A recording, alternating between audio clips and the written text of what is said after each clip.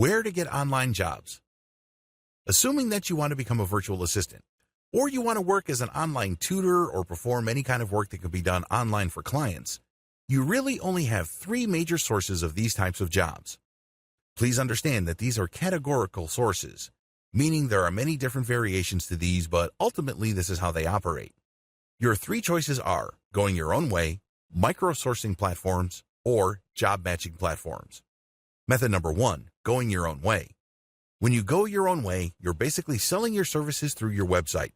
Maybe your website is just a page on blogger.com or medium.com. It's still an online service page. Obviously, you should adopt the most professional-looking online presence. Invest in a domain name, get it hosted somewhere, and make sure that your website looks professional. The more professional your site, the higher the chance people will hire you. Pretty straightforward. How to get people to visit your site. When you do go your own way, you're basically taking out online ads or promoting your website or doing some sort of outreach to get people to do business with you. The bottom line is to get people to see your website so they can see what it is you offer. You can charge much higher rates than if you were to advertise your service on a platform. There's no comparison. The only person you're being compared to is yourself. Watch the video on online marketing to get a basic understanding of traffic building techniques you can use. Another downside to going your own way is that you have to learn how to sell online. Please understand that there's a big difference between learning how to drive traffic and learning how to sell. A lot of people confuse these two things, and that's why they spend a lot of money on paid ads with very little to show for it. You also have to set up a web presence that can convert traffic into sales. This is not as easy as you think because it takes quite a bit of time and attention to detail, but it can be done. Method number two, microsourcing platforms. Microsourcing platforms are places like Fiverr where service providers set up an account under which they can then create many different ads. Each ad relates to a specific task they perform for other people. For example, if you're a graphic designer who can produce banners, headers, Photoshop edited photos, and other graphics tasks, when you join a microsourcing platform, you agree to price your service according to their price restrictions.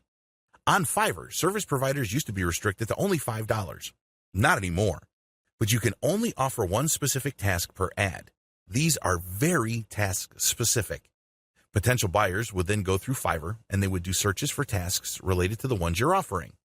The big advantage of microsourcing platforms like Mechanical Turk, Fiverr, or Micro Workers is that they're job specific. There's no guesswork as to the kind of task you are expected to perform.